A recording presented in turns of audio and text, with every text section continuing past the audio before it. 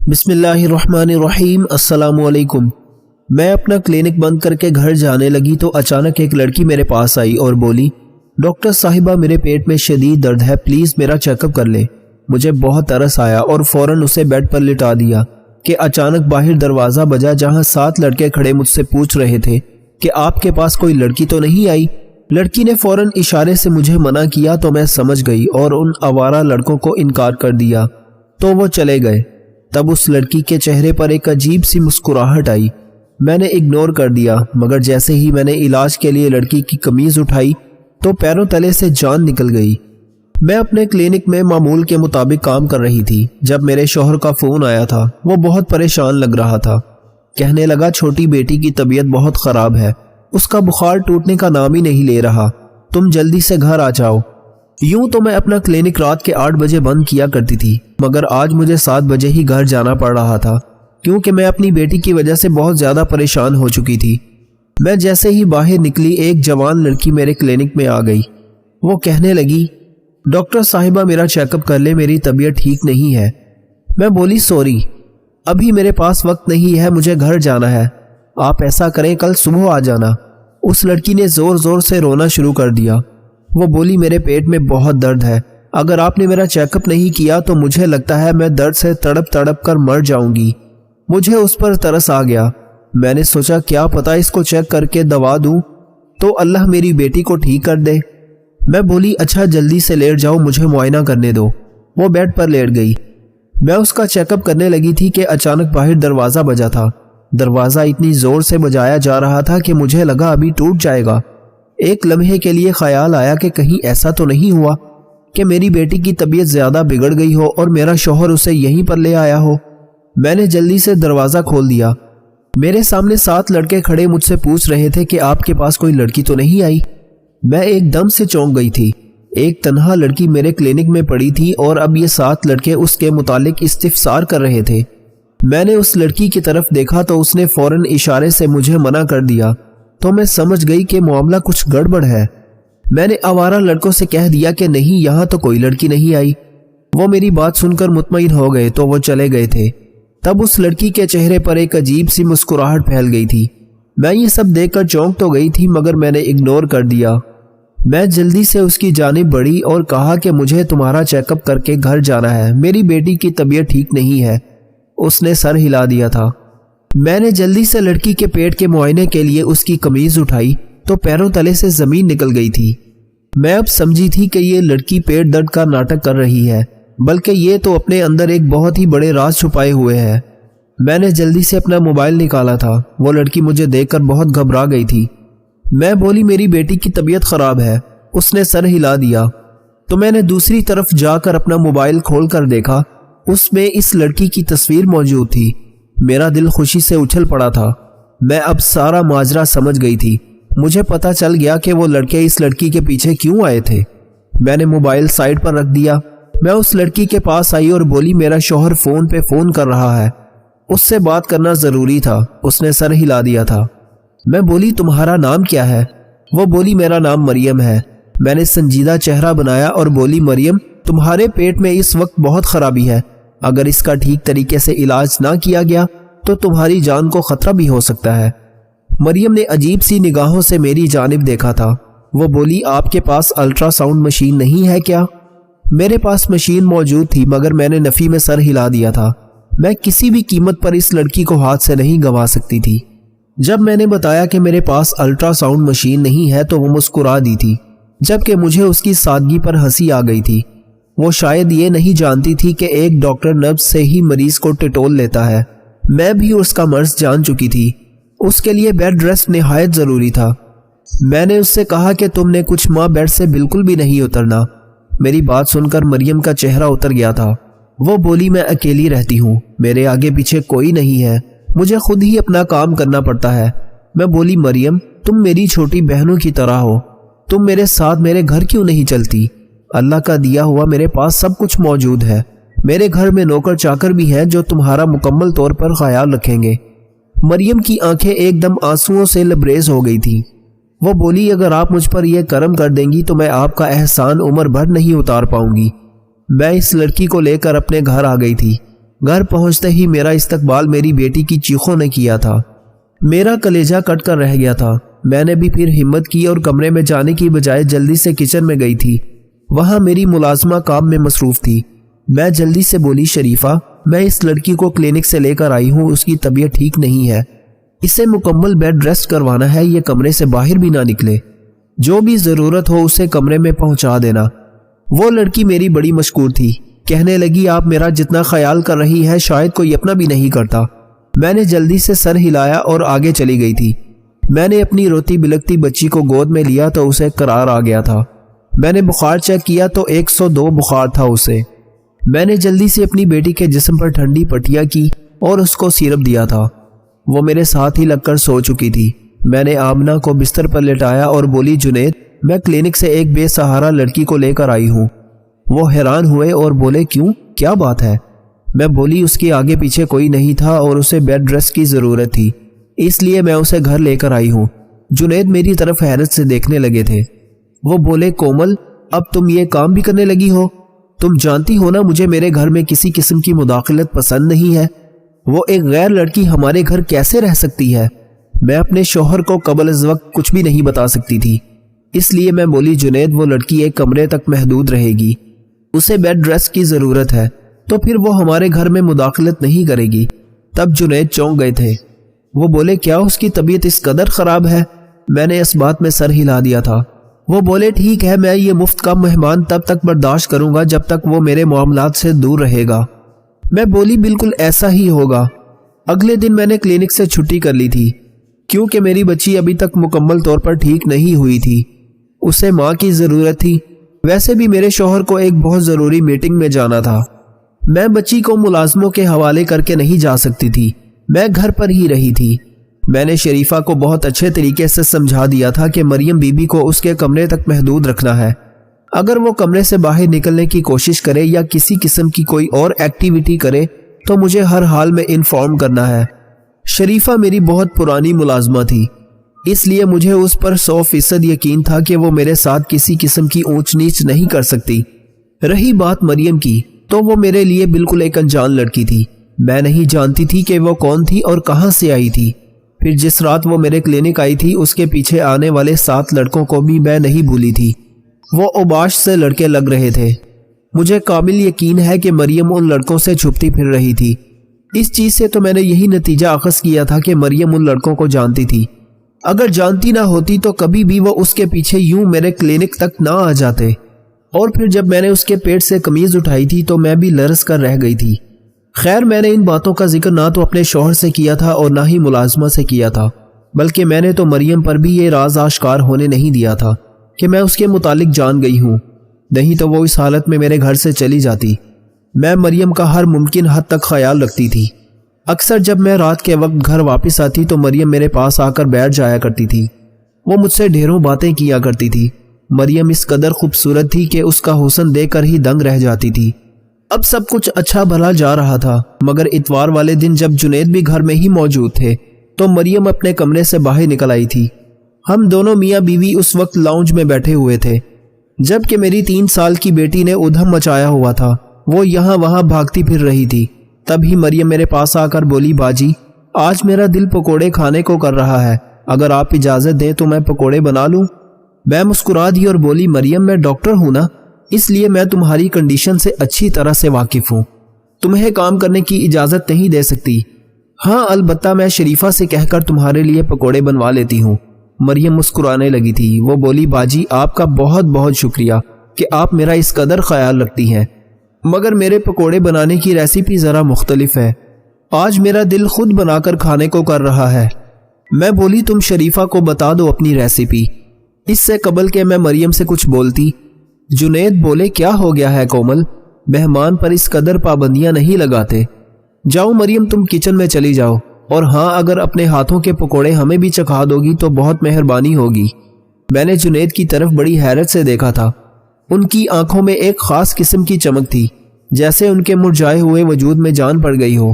اچانک میرے دل کو بہت عجیب سا لگا تھا۔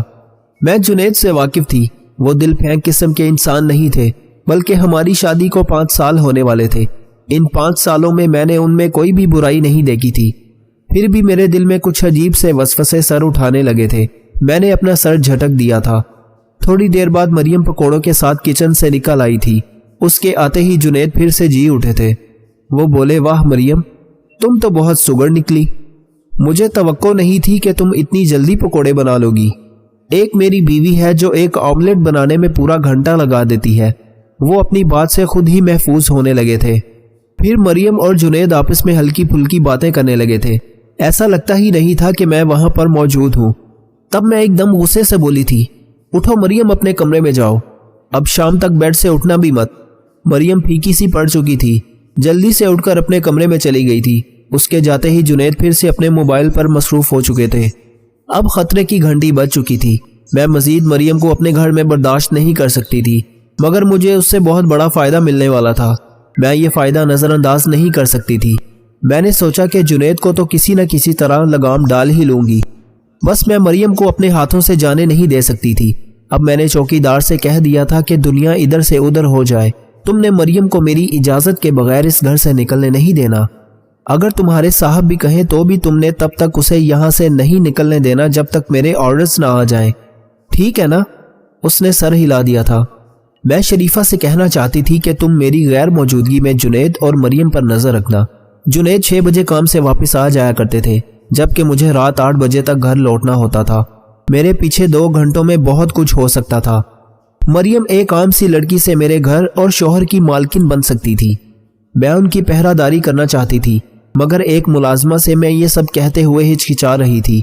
میں کیسے شریفہ سے کہہ دیتی کہ میں جس لڑکی کو خود لے کر آئی ہوں، نہ تو مجھے اس پر یقین ہے اور نہ ہی میں نے جس مرد کے ساتھ 5 سال گزار دیے ہیں میں اس پر بھی بھروسہ کر سکتی ہوں۔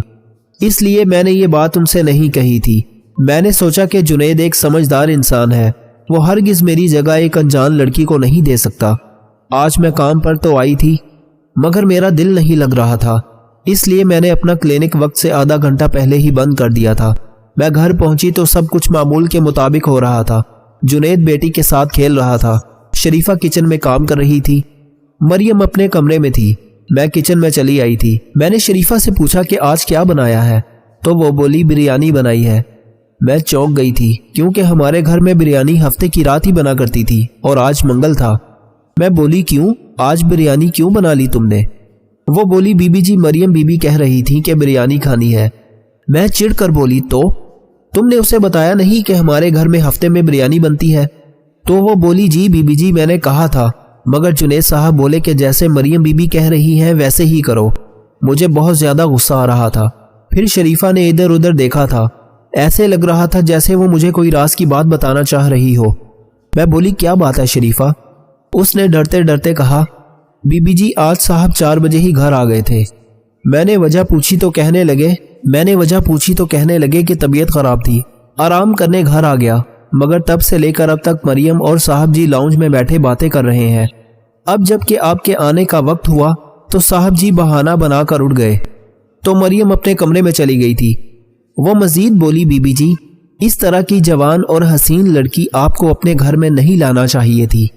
اب اگر خدا ترسی کر کے لے ہی آئی ہے تو اسے جلد از جلد چلتا کرے، نہیں تو بہت پچھتائیں گی۔ میرا تو سر گھوم گیا تھا۔ میں نے تو یہی سوچ کر خود کو تسلی دی ہوئی تھی کہ میں بلا وجہ شک کر رہی ہوں، لیکن اگر یہ صرف میرا شک ہوتا تو شریفہ بھی وہی چیز نوٹس نہیں کرتی جو میں نے کی تھی۔ میں بولی، شریفہ تم فکر مت کرو، میں ان کو کامیاب نہیں ہونے دوں گی۔ خیر مجھے غصہ تو بہت تھا جنید پر، مگر میں نے ظاہر نہیں کیا تھا اور نہ ہی انہیں یہ بتایا تھا کہ میں جان گئی ہوں، جو آج آپ وقت سے پہلے گھر پہنچے ہوئے ہیں۔ خیر میں جنید کے پاس جا کر بیٹھ گئی تو وہ مجھ سے باتیں کرنے میں مصروف ہو چکے تھے۔ آج وہ کچھ زیادہ اچھا بننے کی کوشش کر رہے تھے۔ میں جانتی ہوں مرد جب باہر کچھ گڑبڑ کرنے کی خواہش رکھنے لگے نا تو وہ اپنی بیویوں کے ساتھ ایک دم سے بہت اچھے ہو جایا کرتے ہیں، تاکہ ان کی بیویاں اس نئی نویلی محبت میں کھو کر اپنے شوہر کی پہرہ داری کرنا بھول جائیں۔ خیر کھانے کا وقت ہوا تو جنید شریفہ سے بولے، جاؤ جا کر مریم کو بلا لاؤ، کیونکہ مریم کا بھی بریانی کھانے کو دل کر رہا تھا۔ میں بولی، جنید یہ ہمارا فیملی ڈنر ہے، ہم تیسری لڑکی کو اس میں شامل نہیں کر سکتے۔ تب جنید بولے، کومل تم نے خود ہی تو کہا تھا کہ وہ بے آسرا لڑکی ہے، مجھے اس پر ترس آتا ہے، کیا ہوا اگر ہم اس کی فیملی بن جائیں؟ میں نے ماتھے پر بل ڈال کر کہا، جنید یہ بھی تو ہو سکتا ہے نا، کہ وہ لڑکی ترس کے قابل ہی نہ ہو۔ جنید ایک دم غصے سے بولے تھے، بس بہت ہو گیا کومل، تم کیوں اس معصوم لڑکی کے بارے میں دل میں غلط گمانی ڈال رہی ہو؟ پھر سے وہ شریفہ سے کہنے لگے، جاؤ لے آؤ مریم کو۔ وہ مریم کو لینے چلی گئی تھی۔ جنید کے اس رویے نے مجھے اندر سے چھلنی کر دیا تھا، اس لیے میں بس خاموش ہو کر بیٹھ گئی تھی۔ تھوڑی دیر بعد مریم آ گئی اور پھر سے جنید اور مریم کی باتوں کا سلسلہ شروع ہو چکا تھا۔ خیر اگلی صبح میں کلینک جانے کے لیے تیار ہو چکی تھی۔ جنید بھی تیار ہو کر آفس کے لیے نکل گئے تھے۔ جنید کے جاتے ہی میں گھر کے حلیے میں واپس پلٹ آئی تھی۔ میں گھر میں رہ کر مریم اور جنید پر نظر رکھنا چاہتی تھی۔ خیر آج شام 3:30 بجے کے قریب مجھے جنید کی گاڑی کی آواز سنائی دی تھی۔ میں جلدی سے کچن میں جا کر چھپ گئی تھی۔ مریم کو اس بات کا علم نہیں تھا کہ میں نے آج چھٹی کی ہوئی ہے، اس لیے شاید وہ بھی جنید کی گاڑی کی آواز پر کان لگائے بیٹھی تھی۔ جیسے ہی جنید گھر میں داخل ہونے لگے، مریم جلدی سے اپنے کمرے سے نکل آئی اور لاؤنج میں آ کر بیٹھ گئی اور مصروف سے انداز میں ٹی وی دیکھنے لگی تھی۔ جنید کی نظر جب مریم پر پڑی تو وہ کھل اٹھے تھے۔ جنید اس کے سامنے والے صوفے پر آ کر وراجمان ہو چکے تھے۔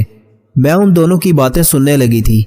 تب مریم بولی، جنید آپ نے کومل باجی کو سونے کی کوئی چیز تحفے میں نہیں دی کیا؟ جنید مسکرا کر بولے، میں نے اسے بہت کچھ گفٹ کیا ہے، مگر تم کیوں پوچھ رہی ہو؟ وہ کہنے لگی، کیونکہ میں نے باجی کے ہاتھ میں کبھی سونے کی کوئی چیز نہیں دیکھی، نہ جانے وہ پہنتی کیوں نہیں ہے۔ جنید کا منہ بن گیا تھا۔ وہ بولے، میری بیوی انتہائی بدذوق ہے۔ میں تو جنید کے الفاظ سن کر حیران رہ گئی تھی۔ اگر مجھے آپ جیسا مرد سونے کی کوئی چیز بلکہ پیتل کی بھی کوئی چیز تحفے میں دے تو میں اسے دل سے لگا کر رکھوں گی۔ پھر وہ بولی، جنید کیا میں آپ کی بیوی کے زیورات دیکھ سکتی ہوں؟ جنید کہنے لگا، ہاں ہاں کیوں نہیں، مگر وہ کمرے میں پڑے ہیں۔ مریم بولی، تو چلے آئیں، آپ کے بیڈ روم میں جا کر دیکھ لیتے ہیں۔ جنید نے یہ بات سنی تو اس کی بانچیں کھل گئی تھی۔ وہ جلدی سے اٹھے اور مریم کو اپنے ساتھ کمرے میں لے گئے تھے۔ میں بھی ان کے پیچھے ہی کچن سے باہر نکلی تھی۔ اب میں کمرے کا منظر اس کھلے دروازے سے دیکھ رہی تھی۔ جنید نے میرا سارا لاکر مریم کے سامنے ڈال دیا تھا۔ وہ آنکھوں میں امید بھر کر بولی، میں یہ سب سامان ایک دن کے لیے اپنے پاس رکھ لوں کیا؟ میں محسوس کرنا چاہتی ہوں کہ جب انسان کے پاس سونے اور ہیرے کے زیورات موجود ہوں تو وہ کیسا محسوس کرتا ہے۔ جنید مسکرا کر بولے، ہاں ہاں کیوں نہیں، تم لے جاؤ اپنے کمرے میں۔ میں تو سر پکڑ کر بیٹھ گئی تھی، نہ جانے جنید یہ کیسی بچکانہ حرکتیں کر رہے تھے۔ مریم خوشی خوشی میرا سارا سامان لے کر اپنے کمرے میں چلی گئی تھی۔ تب میں گھر سے باہر نکل آئی تھی۔ تھوڑی دیر بعد میں گھر واپس آئی تھی۔ میں نے یہ ظاہر کیا تھا کہ میں ابھی کلینک سے واپس آئی ہوں۔ جنید میری طرف دیکھ کر گھبرا گئے تھے۔ میں بولی، آج آپ وقت سے پہلے گھر آ گئے؟ ان سے کوئی جواب نہیں بن پا رہا تھا۔ میں نے تھوڑی دیر بعد اپنے کمرے میں جا کر پولیس کو کال کر لی تھی۔ تھوڑی دیر بعد پولیس میرے گھر آ گئی تھی۔ جنید بہت پریشان ہو گئے تھے۔ وہ بولے، یہ پولیس ہمارے گھر کیوں آئی ہے؟ میں بولی، جنید میرے سونے کے زیورات نہیں مل رہے تھے، اس لیے میں نے پولیس کو بلایا ہے۔ جنید بہت زیادہ گھبرا گئے تھے۔ میں نے مریم کو پولیس کے حوالے کر دیا تھا۔ SHO مجھے دیکھ کر مسکرانے لگے تھے۔ وہ بولے، تمہاری بہادری قابل دید ہے۔ پھر انہوں نے مجھے 50 لاکھ روپے دیے اور چلے گئے تھے۔ جنید ابھی تک صدمے کی حالت میں تھے۔ وہ بولے، یہ سب کیا ہوا ہے؟ تب میں نے اپنا موبائل جنید کے سامنے کر دیا تھا، جس میں مریم کی تصویر کے نیچے لکھا ہوا تھا کہ جس نے بھی اس ملازمہ کا پتہ ہمیں دیا اسے 50 لاکھ روپے انعامی رقم دی جائے گی۔ جنید ہکا بکا بیٹھے ہوئے تھے۔ تب میں بولی، جنید جس رات یہ لڑکی میرے کلینک آئی تھی میں اسے پہچان گئی تھی۔ اس کے پیچھے 7 لڑکے بھی آئے تھے، شاید وہ بھی انعام کی رقم کے چکر میں تھے۔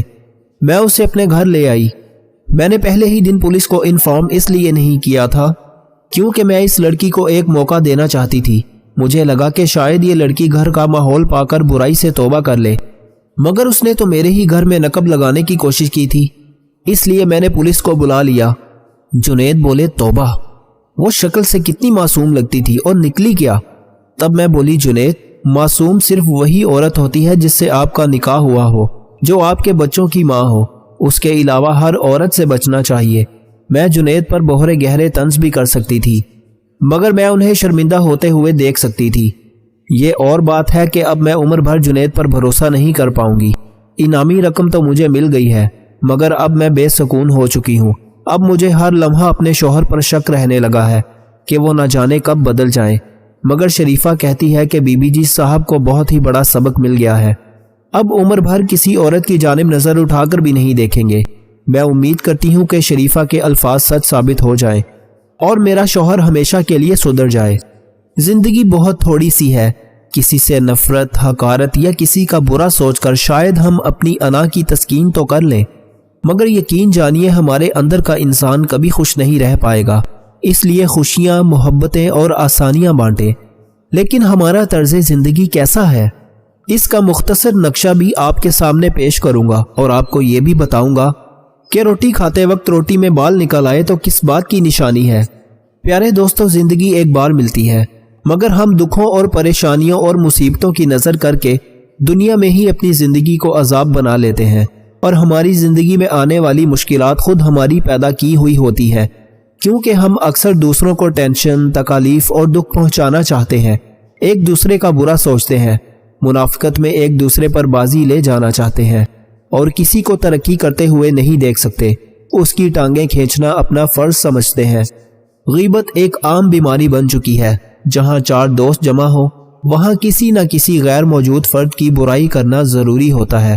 مطلب یہ کہ جس کا جتنا زور چلتا ہے وہ اپنی اوقات کے مطابق اس برائی میں شامل ہو جاتا ہے۔ اپنے گھر کا کچرا دوسروں کے دروازے پر پھینکنا بھی عام سی بات ہے، اور تو اور لائن میں لگے ہوئے افراد کو چھوڑ کر براہ راست کھڑکی تک پہنچنے کی کوشش بھی ہم کرتے ہیں، اور ہر کام میں کوئی نہ کوئی سفارش، تعلق اور دوستی ڈھونڈ کر سب سے پہلے اپنا کام کروانا چاہتے ہیں۔ بغض اور حسد ہم ہر وقت اپنے ساتھ لیے پھرتے ہیں، اور موقع ملتے ہی ہم ایک دوسرے کے خلاف زہر اگلنا اپنا فرض منصبی سمجھتے ہیں۔ کھانے میں زہر، لفظوں میں زہر اور اپنی حرکتوں میں زہر لیے ہم دوسروں کی خدمت کے لیے تیار رہتے ہیں، اور تو اور اچھے کام کرنے والوں کو بھی تنقید اور ان کے اچھے کاموں میں کیڑے تلاش کرنا بھی ہم نے اپنی عادت بنا لی ہے۔ ایک بار ملنے والی زندگی کو ہم نے خوشیوں کی بجائے ایسی پریشانیوں سے دوچار کر رکھا ہے جو خود ہماری اپنی پیدا کی ہوئی ہے۔ ہم میں سے ہر فرد خریداری کرتا ہے، ہم ایک ہاتھ سے پیسے دیتے ہیں تو دوسرے ہاتھ سے چیز لے لیتے ہیں۔ یاد رکھیں، ہم اگر کسی کے ساتھ بھلائی کریں تو اللہ کریم کی ذات اس بھلائی کا بدلہ فوراً ہمیں لوٹا دیتے ہیں، اور اگر کسی کے ساتھ برائی کرتے ہیں تو اس کا بدلہ بھی لازمی طور پر ہمیں ملے گا، مگر کچھ وقت کے بعد کہ شاید انسان سمجھ جائے اور اپنی کی ہوئی برائی پر شرمندہ ہو کر توبہ کر لے۔ پیارے دوستو، ایک بات طے ہے کہ کسی کے ساتھ کوئی برائی کرتے ہیں تو اس کا نقصان بھی ہمیں اس دنیا میں ہی ہوگا، خواہ کسی بھی صورت میں ہو۔ اگر ہم نے کوئی اچھائی والا کام کر لیا تو اس کا بدلہ ہمیں اس دنیا میں بھی ملے گا اور آخرت میں بھی، تو لازمی اچھائی ہمارے لیے باعث مسرت ہوگی۔ بس ہم اپنی نیت کو اچھی رکھ کر دوسروں کی فلاح و بہبود کے لیے کام کرتے رہیں، ہماری فلاح و بہبود خود بخود ہونا شروع ہو جائے گی۔ یہ تجربہ آج سے شروع کر دیں، پھر دیکھیں کہ دنیا کی تمام آسائشیں ہاتھ باندھ کر آپ کے سامنے کھڑی ہوں گی۔ آپ کو جس چیز کی ضرورت ہو اسے دوسروں میں بانٹنے کا حوصلہ پیدا کیجیے، پھر چاہے وہ رزق ہو، سکون ہو، عزت ہو، محبت ہو یا پھر آسانیاں ہو، یقین مانے وہ واپس پلٹ کر آپ کے پاس آئیں گی ضرور۔ پیارے بھائیوں، ہم بات کر رہے تھے روٹی کے لقمے میں بال کی، تو غور سے سن لیجئے اور سمجھ لیجئے کہ روٹی کا لقمہ کھاتے ہوئے روٹی میں سے بال نکل آئے تو سمجھ لو کہ بہت جلد تم پر رزق کی بارش ہونے والی ہے۔ جی ہاں دوستو، یہ مشہور مقولہ ہے، لیکن روٹی میں بال نکل آنے پر آپ کا رد عمل کیا ہوتا ہے؟ آپ نے کامنٹس میں بھی ہمیں بتانا ہے کہ سالن میں نمک زیادہ ہو جائے، روٹی میں سے بال نکل آئے، چائے میں میٹھا کم یا زیادہ ہو جائے تو آپ کیا کرتے ہیں؟ ہر کوئی اچھی طرح جانتا ہے۔ اگر گھر میں ایسا ہو جائے تو ہمیں کیا سلوک کرنا چاہیے؟ اس حوالے سے ایک سبق آموز کہانی یاد آ گئی، وہ آپ کی گوش گزار کر رہا ہوں۔ کہتے ہیں کہ ایک شخص کام سے گھر واپس آیا، اپنی موٹر سائیکل ایک طرف کھڑی کی، سامان ایک طرف رکھا اور ہاتھ دھو کر چارپائی پر بیٹھ گیا اور اپنی بیوی سے کہا میرے لیے کھانا لگا دو۔ بیوی نے کھانا لا کر اس کے سامنے رکھ دیا۔ اب وہ شخص نے جیسے ہی لقمہ بنایا اور منہ میں ڈالا تو فوراً ہی اس نے لقمہ تھوک دیا، کیونکہ کھانے میں نمک تیز تھا جس کی وجہ سے کھانا کڑوا تھا۔ اس شخص کو بیوی پر بہت غصہ آیا، کھانا سائیڈ پر کیا اور سیدھا بیوی کی طرف بڑھا تاکہ اس پر اپنا غصہ ٹھنڈا کر سکے۔ بیوی کے سر پر پہنچا اور ابھی اپنی بیوی کو مارنے کے لیے ہاتھ اٹھایا ہی تھا کہ کچھ سوچ کر ہاتھ نیچے کر لیا اور اس کا غصہ ٹھنڈا ہو گیا اور بیوی کو مارے بغیر ہی واپس جا کر بیٹھ گیا۔ دراصل اس نے یہ سوچ کر بیوی کو نہ مارا کہ اگر آج میری بیوی سے غلطی ہو گئی اور مجھے اتنا غصہ آ گیا کہ میں اس کو مارنے کے لیے دوڑ گیا، اور میں روزانہ کتنی غلطیاں کرتا ہوں، کتنے گناہ کرتا ہوں تو قیامت کے دن میرے رب کو مجھ پر کتنا غصہ آئے گا۔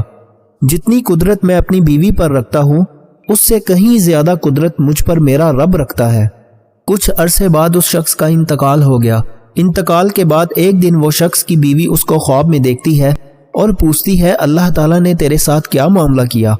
اس شخص نے خواب میں اپنی بیوی کو جواب دیا کہ تھا تو میں بہت ہی گناہ گار اور سیاہ کار، لیکن اللہ تعالیٰ کو میری ایک نیکی پسند آ گئی۔ بیوی اس سے پوچھتی ہے کہ اللہ کو تیری کون سی نیکی پسند آئی؟ تو وہ بیوی کو بتاتا ہے کہ ایک دن تو نے مجھے کھانا دیا تھا اور اس میں نمک بہت ہی تیز تھا۔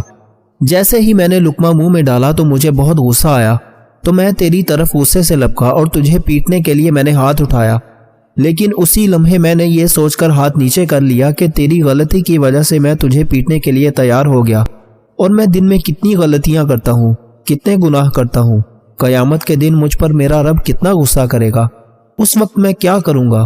یہ سوچ کر میں نے تجھ پر رحم کیا اور تجھے معاف کر دیا۔ میری یہی نیکی اللہ تعالیٰ کو بڑی پسند آئی اور میری اسی نیکی کی وجہ سے اللہ تعالیٰ نے میری بخشش فرمائی ہے۔ میرے دوستو، یہ یاد رہے کہ جو رحم کرتا ہے اس پر رحم کیا جاتا ہے، اور جو رحم نہیں کرتا اس پر رحم نہیں کیا جاتا۔ بیوی کی چھوٹی چھوٹی غلطیوں پر بیوی کو مارنا پیٹنا یہ جاہلوں والا کام ہے۔ ہر شخص کو یہ سوچنا چاہیے کہ جتنی قدرت مجھے میری بیوی پر ہے اس سے کہیں زیادہ قدرت میرے رب کو مجھ پر ہے۔ قیامت کے دن میرا رب میرے ساتھ کیا سلوک کرے گا؟ اس لیے چاہیے کہ گھر میں نرمی کا معاملہ کیا جائے اور اللہ کی مخلوق پر رحم کیا جائے، تاکہ قیامت کے دن آپ پر بھی اللہ تعالیٰ کی طرف سے رحم کا معاملہ کیا جائے۔ یاد رہے کہ گھر میں بیوی کے ساتھ اچھا سلوک کرنے کی تاکید ہمیں اللہ اور اس کے رسول صلی اللہ علیہ وآلہ وسلم نے بھی کی ہے، اس لیے گھر والوں کے ساتھ ہمیشہ حسن سلوک سے پیش آنا چاہیے۔ ویڈیو کو جانے سے پہلے شیئر ضرور کیجیے گا۔ پیارے دوستو، ہم امید کرتے ہیں کہ آپ کو ہماری آج کی ویڈیو ضرور پسند آئی ہوگی۔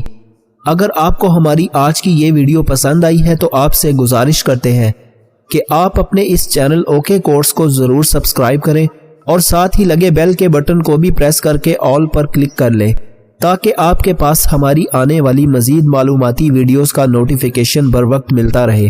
سبسکرائب کے ساتھ ساتھ ہماری ویڈیوز کو لائک بھی کریں اور اپنی قیمتی رائے کا اظہار کامنٹس میں ضرور کریں۔ اللہ تعالیٰ آپ کو اپنے حفظ و امان میں رکھے، آمین۔